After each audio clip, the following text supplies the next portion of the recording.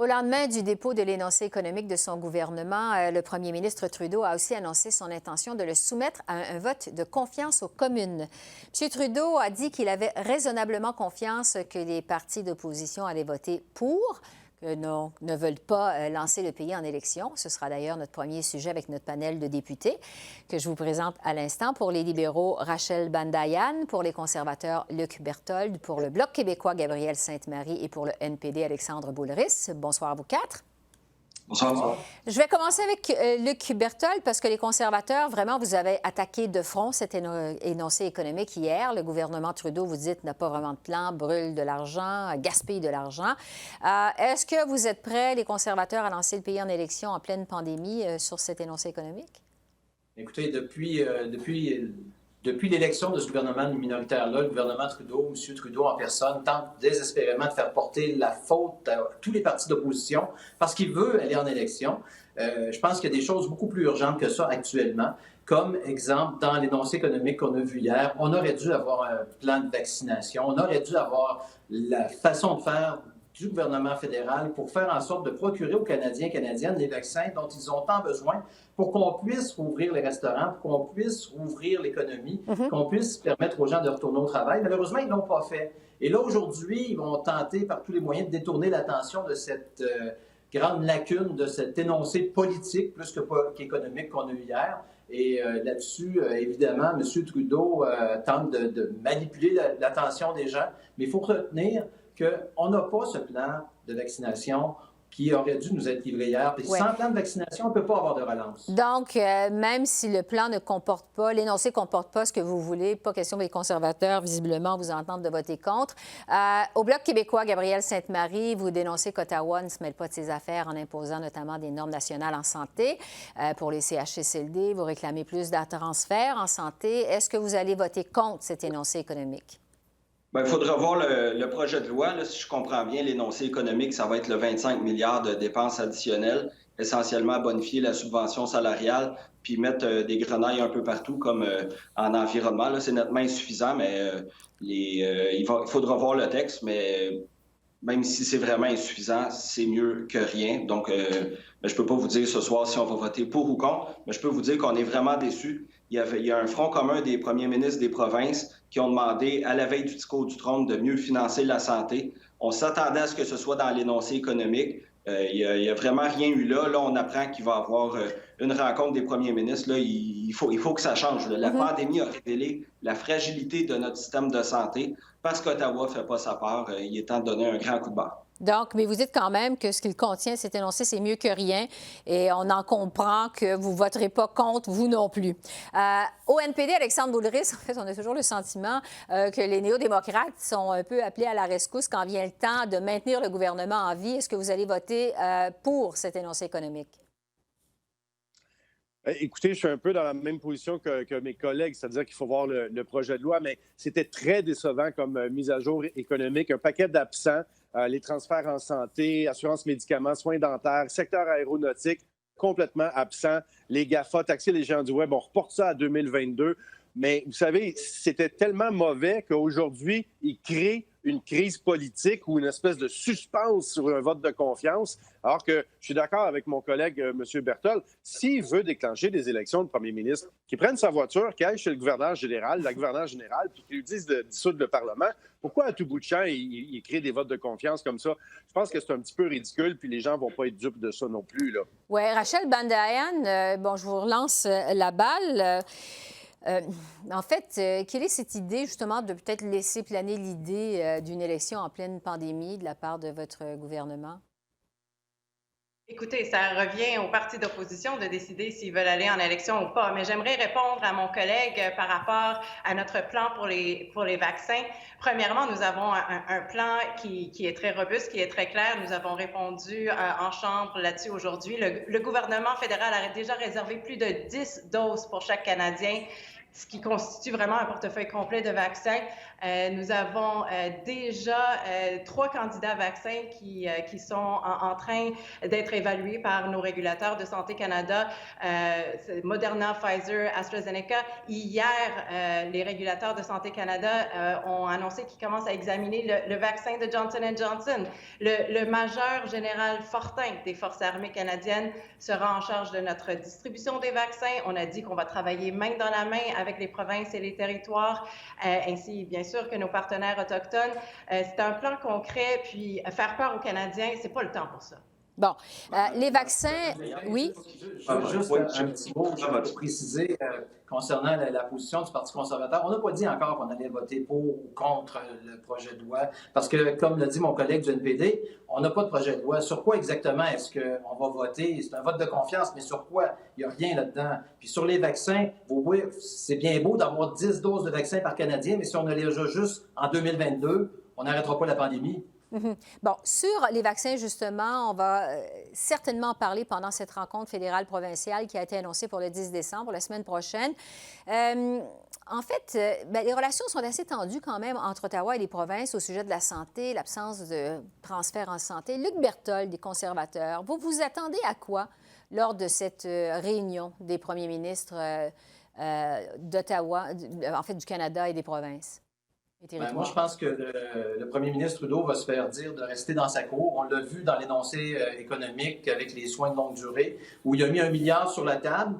Il a sorti ça d'un paquet de conditions pour les provinces et les provinces devront présenter un plan s'ils veulent toucher leur part de ce milliard de dollars-là. Je trouve que ça augure très mal pour une rencontre fédérale provinciale où on doit justement discuter de la santé et de la sécurité pour l'avenir des Canadiens. Mm-hmm. Au Bloc québécois, Gabrielle Sainte-Marie, vous qui vous faites en fait le porte-parole du gouvernement Legault ici aux communes, quelles sont vos attentes pour cette réunion de la semaine prochaine? Est-ce que vous trouvez que ça augure mal également? Bien, à la base, nous, on se fait le porte-parole de la population qui a voté pour nous. On le voit dans les sondages, la priorité, c'est avoir des soins de santé de qualité. Puis il y a un large consensus dans la population qui dit Ottawa doit jouer son rôle, doit jouer sa partition. Là, ce que le Front commun des provinces, c'est que Ottawa finance à 35 la santé. Est-ce qu'il va répondre présent? Ou encore une fois, il va dire qu'il y en a déjà assez donné dans la pandémie. Ce qu'on veut, c'est un financement récurrent pour plus que le système soit mis à mal puis fragilisé, comme ça s'est révélé dans la pandémie. Est-ce qu'il va le faire? C'est pas payant électoralement, mais il pourrait peut-être avoir une entente, qu'il y ait un petit drapeau du Canada sur le chèque qui transfère à partir des impôts et des taxes qu'ils reçoivent des contribuables. Disons, là, depuis que je siège, j'ai jamais vu chez le premier ministre Trudeau que ce soit sa priorité, mieux financer la santé, mais pourtant, c'est la demande numéro 1 de la population. Alexandre Boulris du NPD, vous espérez qu'il va en sortir quoi de cette rencontre fédérale provinciale? Bien, écoutez, bien financer un système de santé public et universel, c'est quand même une création là, du NPD historiquement. Et en ce moment, depuis 10 ans, on réclame davantage de transferts en santé. C'est les conservateurs de Stephen Harper qui ont commencé à mettre de la pression sur les provinces en diminuant la hausse annuelle qui est donnée aux provinces, de passer de 6 à 3 Et ensuite de ça, les libéraux ont continué exactement le même plan de match que les conservateurs. Alors qu'on a les dépenses en santé augmentent de 5,5 en moyenne par année. Mm-hmm. Le fédéral a des augmentations de juste 3 On se rend compte que c'est pas durable et c'est pas viable. Le fédéral doit faire sa part de manière vraiment plus équitable et sérieuse. Oui, Rachel Bandayan, justement, le premier ministre s'est quand même dit ouvert à discuter des transferts à long terme en santé lors de cette réunion. Qu'est-ce qui permettrait à votre gouvernement d'en sortir en disant mission accomplie? Écoutez, comme vous dites, le premier ministre a annoncé qu'il avait hâte de collaborer avec les premiers ministres des provinces. Nous avons une rencontre de prévue le 10 décembre prochain. Mais quand j'entends le Bloc dire que le santé, c'est pas une priorité pour le gouvernement fédéral, écoutez, 80 de l'argent dépensé au Canada pour lutter contre la COVID-19 provient du gouvernement fédéral. À date, plus de 24 milliards de dollars. 80 ça provient des provinces. Du gouvernement fédéral. 23 augmentation de 23 en transfert de santé si on compare à l'année dernière. En ce qui concerne des transferts en matière de santé, on va en discuter le 10 décembre prochain à long terme, mais on est là pour les Canadiens. Ponctuelles et temporaires, là. La priorité du gouvernement fédéral, c'est la santé des Canadiens. Bon, alors ça met la table à ce qui s'en vient la semaine prochaine. Avant de vous laisser aller, je veux vous parler des fêtes de Noël parce qu'on apprend aujourd'hui que le premier ministre plutôt du Québec, François Legault, pourrait revenir sur sa décision d'autoriser des rassemblements familiaux restreints entre le 24 et le 27 décembre prochain. C'est une annonce qu'il avait faite il y a quelques semaines. Il est en train de reviser sa position plutôt là-dessus. Vous êtes tous des députés, évidemment, dans des circonscriptions du Québec. Les citoyens hésitent en ce moment, ne savent pas trop quoi faire. Luc Berthold, qu'est-ce que vous conseillez aux électeurs de votre circonscription pour les célébrations du temps des fêtes dans Mégantic-l'Érable? Qu'est-ce que vous leur conseilleriez? Écoutez, je pense que... Écoutez, je pense que c'est important que les gens respectent les consignes de la santé publique. On n'a pas en ce moment entre les mains, on n'est pas vacciné, on n'a pas des tests de dépistage rapide et les gens qui ont les connaissances doivent guider les décisions qu'on va prendre pour le temps des fêtes. C'est triste, c'est pour ça qu'on veut s'en sortir le plus vite possible. Oui, effectivement. Tout le monde veut s'en sortir le plus rapidement possible. Gabrielle Sainte-Marie du Bloc québécois, quel est votre conseil à vous pour vos électeurs dans Joliette? Quoi faire à Noël? Est-ce que vous leur recommandez de se rassembler? Et puis, moi, je leur recommande de suivre ce que va dire la santé publique. Là, on a appris que ça serait arrêté le 11 décembre prochain. Puis c'est pas une contradiction avec ce qui avait été annoncé depuis le début. Il disait... Si la situation s'améliore, il pourra avoir 2 rencontres pendant quelques jours là, autour de Noël. Moi, pour ma part, ma mère, elle a la sclérose en plaques, est fragilisée. Ma fille, à l'école, sa classe n'a pas fermé, mais il y a eu des cas dans d'autres classes. Moi, comme député, je viens à chaque semaine presque là, au Parlement ici. Donc, on pourrait l'avoir sans avoir de symptômes. Donc, on va faire extrêmement attention. Je pense aussi à ma grand-mère qui est dans une résidence pour aînés où elle s'est dit, on va tout faire à distance. Le risque est trop grand, d'où l'importance d'avoir un vaccin rapidement. Pas 10 vaccins, un, mais qui fonctionne le plus vite possible. Le plus rapidement possible. Et entre-temps, vous allez opter visiblement, Gabrielle Sainte-Marie, pour la prudence dans votre famille. Alexandre Boulris, vous leur dites quoi aux gens de Rosemont-Petite-Patrie? Comment vous allez célébrer les fêtes de votre côté? Qu'est-ce que vous entendez faire?